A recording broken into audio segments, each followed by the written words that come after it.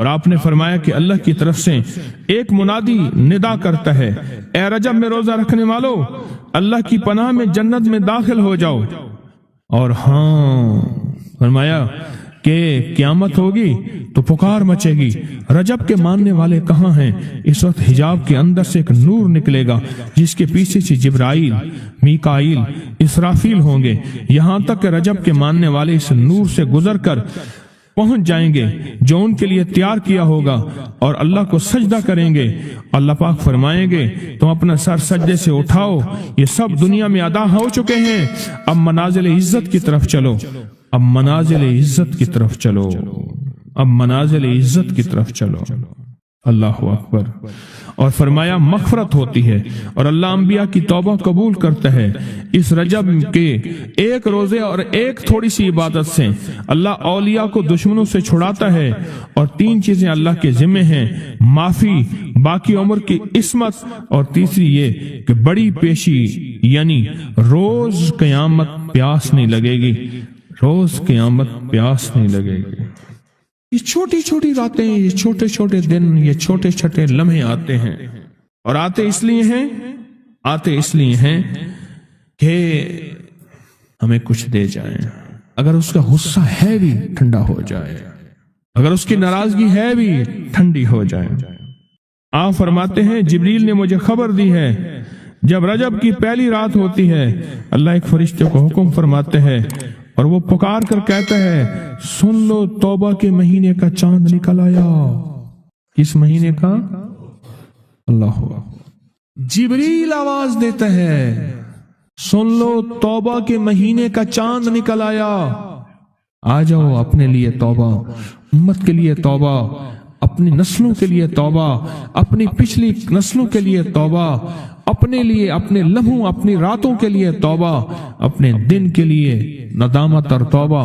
سن لو لوگو۔ جبریل کیا کہتے ہیں اور پکارتے ہیں کہ توبہ کے مہینے کا چاند نکل آیا، بس اس کے لیے بشارت ہے جو اس رجب کے مہینے میں استغفار کرتا ہے، اس کے لیے بشارت ہے جو رجب کے مہینے میں استغفار کرتا ہے۔ غصے کو ٹھنڈا کرنے والی یہ سعادتیں ہیں، اللہ کو ناراض کرنے سے دور کرنے والی یہ نعمتیں ہیں۔ اللہ پاک نے بعض لفظوں میں چابیاں رکھی ہیں، اور بعض لفظ، بعض بول چابیاں ہیں، چابیاں رزق کی، برکت کی، عنایت کی، عطا کی، کرم کی، فضل کی، اور بے بہا سمندر کو دینے کی بعض لفظوں میں رب نے چابیاں رکھی ہیں، اور بعض لفظ خود چابیاں ہیں۔ رزق کی چابیاں، صحت کی چابیاں، برکت کی چابیاں۔ یہ سورۃ مائدہ کی آیت نمبر 114، یہ عنایات اور عطاؤں کو عرشوں سے متوجہ کرنے کی چابی ہے۔ یہ صرف روٹی رزق کے لیے نہیں ہے، من پسند کھانے کے لیے نہیں ہے، یہ تو اس کا ایک چھوٹا سا فائدہ ہے، یہ تو اس کا ایک مختصر فائدہ ہے۔ یہ بنیادی طور پہ اس کی رحمت، عنایت اور عطا کو متوجہ کرنے کے لیے ایک حیرت انگیز تحفہ ہے، حیرت انگیز تحفہ۔ اس کی عنایت، عطا اور برکت کو متوجہ کرنے کے لیے ایک حیرت انگیز تحفہ ہے۔ یہ رزق اور دولت کی چابی ہے، یہ برکت کی چابی ہے۔ بات بتاؤ، اللہم ربنا انزل علینا مائدۃ من السماء، دسترخوان بھیج آسمان سے۔ کیا خیال ہے؟ غریب کا، مالدار کا، وزیر کا، امیر کا، بادشاہ کا، سب کا دسترخوان ایک تو نہیں ہوتا، ہر بندہ اپنی حیثیت کے مطابق دسترخوان لگاتا ہے۔ ایک صاحب کہنے لگے کہ میرے لیے ایک عرب نے دسترخوان لگایا، ایک بیل پڑا ہوا تھا بھنا ہوا پورا، पूरा भुना हुआ बैल था, उसका सर था, उसके सर को ज़बह किया तो खून भी बह रहा था दस्तरखान पे। सर को ज़बह किया तो वो खून भी बह रहा था दस्तरखान। बैल भुना भी हुआ है और खून भी बह रहा है, चुरी फेरी। हैरान हुआ, ये क्या? उन्होंने कहा वो खून नहीं था, वो जेली थी, वो चॉकलेट था, वो और कोई नेमतें थी।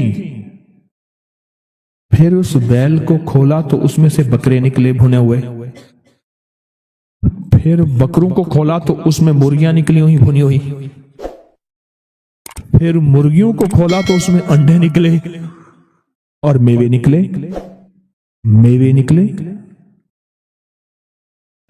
बादशाह का दस्तरखान है तो वो अपनी हैसियत के मुताबिक उसका दस्तरखान है, अपनी अजमत के मुताबिक दस्तरखान है। मेरे अल्लाह का दस्तरखान, अंज़ल अलैना माइदतम मिनस समा। पर मौला दस्तरखान दे ऐसा जैसे ईद हो जाए। अब इस आयत की तन्हाइयों, इस आयत की गहराइयों और इस आयत के अंदर की शह तक पहुंचे। अल्लाह दस्तरखान दे, पर दे ऐसा ऐसे कि जैसे ईद कर दे। आप अल्लाह से मांगते हैं तो अल्लाह से अल्लाह के मुताबिक मांगे। मेरे रब की जितनी अजमत है, वकार है, शान शौकत है, मेरे रब की जितनी ताकत कुव्वत है, उसके मुताबिक मांगे, उसके मुताबिक मांगे। क्या ख्याल है? ये आयत असल में दस्तरखान के लिए है, और दस्तरखान से मुराद ये खाना नहीं, दस्तरखान से मुराद दोनों दस्तरखान है, रिज़्क़ रूहानी और रिज़्क़ जिस्मानी, दोनों दस्तरखान जो मेरे रब के पसंदीदा दस्तरखान है, रिज़्क़ रूहानी भी और रिज़्क़ जिस्मानी भी। हम इफ्तार के वक्त खाना मांगते हैं अल्लाह से, माल मांगते हैं, दौलत मांगते हैं। क्यों इतनी थोड़ी चीज मांगते हैं? अल्लाह से रिज़्क़ रूहानी क्यों नहीं मांगते? और जिन्होंने रिज़्क़ रूहानी मांगा था, एक अल्लाह वाले थे, उनके खलीफा थे, तो फौत हो गए तो उनके खत उठाए गए। अपने मुर्शिद को खत लिखते थे और मुर्शिद का मिजाज था उसी खत पे 2 लफ्जों में जवाब लिख के भेज देते थे, 2 लफ्जों में जवाब लिख के भेज देते थे उसी खत। फरमाते थे कि हजरत आपकी दुआओं और तवज्जुहात से, अल्लाह के फजलो करम से, अल्लाह के फजलो करम से मेरे रोजाना जो है 1.25 लाख दफा नफी असबात होता है, ला इलाहा इल्लल्लाह, 1.25 लाख दफा इल्लल्लाह होता है, 1.25 लाख दफा अल्लाह होता है, 1.25 लाख दफा अल्लाहू होता है, 70,000 दफा 1.25 लाख दफा कलमा होता है, इतने सिपारे होते हैं, इतनी 100 रकतें होती हैं, ये हैं। वो स्कूल के टीचर भी थे, वो 5 वक्त नमाज भी पढ़ाते थे, उनके बहुत सारे बच्चे भी थे, उनकी जिंदगी का ये निजाम भी था, पर उन्होंने ये सारा कुछ लिखा अपने मुर्शिद को, कहा कि खत उठा के देखें, हैरान हो जाते थे। मुझे एक बंदा नहीं, मेरे पास अब भी कई बंदे हैं कि इतने अरब दरूद पाक पढ़ा, इतने अरब, लाख नहीं, हजार नहीं, करोड़ नहीं, इतने अरब दरूद पाक पढ़ा, इतने अरब कलमा पढ़ा, इतना अरब सूरत इखलास पढ़ी और फलां पढ़ा। अरब मुझसे गलती हुई, एक दफा उनका खत आया तो मैंने रिसाला उस वक्त छप रहा था, मैंने कहा ये खत भी उसमें डाल दो, छाप दो। कई टेलीफोन तो मैंने सुने, एक फोन मुझे याद है अच्छी तरह, कोई 6, 7, 8 की बात है, 2000। उसने कहा मैं हूं अवान, और आगे से ये बन जा हटा दूं तो बन जाऊंगा हैवान, लफ्ज हटा दूं तो मैं यूं बन जाऊंगा। तुम्हें पता है तुमने ये क्या छापा है? शिर्क और बिदअत, झूठ छापते हो, धोखा देते हो। वो सच्चा था, गलती हमारी थी, बर्तन नहीं है, उस बर्तन के मुताबिक वो बर्तन छलक पड़ा। इस पे एक बात बताओ, अबू हुरैरा फरमाते हैं मेरे हुजूर ने मुझे इल्म के 2 बर्तन अता फरमाए हैं। ایک وہ ہے جن کا میں نے اظہار کر دیا، اکثر احادیث حضرت ابو ہریرہ سے ثابت بھی ہیں، یعنی راوی بھی ہیں۔ علم کا وہ برتن ہے ایک، وہ میں نے دے دیا، اور ایک علم کا ایسا برتن ہے اگر میں اس کا اظہار کر دوں، ایک روایت تو یہ ہے کہ لوگ تلوار کھینچ کے میرا سر جدا کر دیں، ایک روایت یہ ہے کہ گدی سے میری زبان کھینچ لیں۔ میں نے وہ علم کا برتن چھپا کے رکھا۔ ان کا خط تھا کہ اتنا سوالا، انہوں نے اللہ سے رزق روحانی کا دسترخوان منوا لیا تھا کہ اللہ یہ دسترخوان تیرے خزانے میں کمی نہیں ہے، یہ دسترخوان مجھے عطا فرما۔ رزق روحانی کا دسترخوان اللہ نے منوا لیا تھا، اللہ سے منوا لیا تھا، اللہ سے منوا لیا تھا۔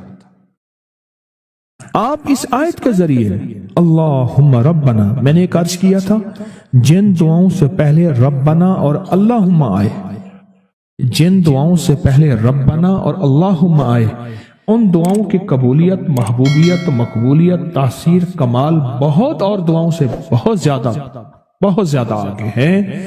اس دعا میں اللہم آئے ربنا انزل علینا مائدۃ من السماء تکون لنا عید، مولا دسترخوان بھیج آسمان سے، مولا دسترخوان بھیج آسمان سے،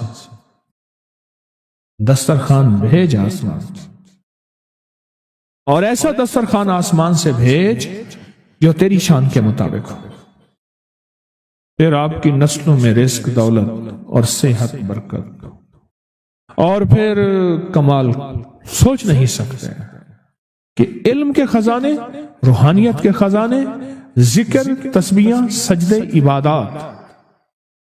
اچھا، ہمارے ہاں عبادات میں ایک وہ عبادات ہیں جو ہم کرتے ہیں اور یہ بالکل ٹھیک ہے، نفل، اشراق، چاشت، اوابین، تلاوت، تسبیحات۔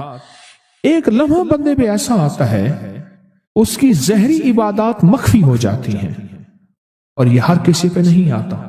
امام مالک پہ آیا تھا کہ وہ پھر گھر میں بند ہو کے رہ گئے تھے، گھر میں بند ہو کے رہ گئے تھے، پھر جنازہ وہیں سے نکلا تھا، وہ کتنے سال گھر سے باہر نہیں نکلے۔